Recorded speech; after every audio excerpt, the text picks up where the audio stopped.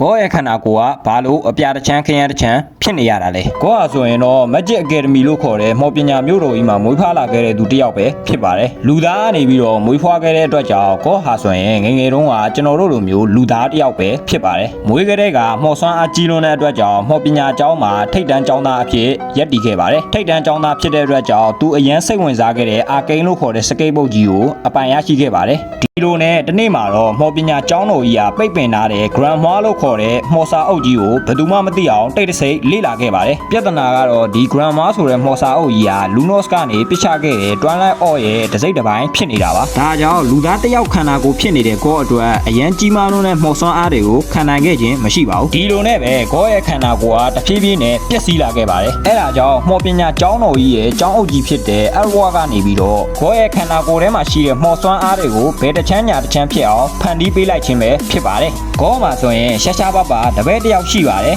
အဲ့ဒီတပည့်ကဘယ်သူဖြစ်မလဲ brother တို့သိကြလား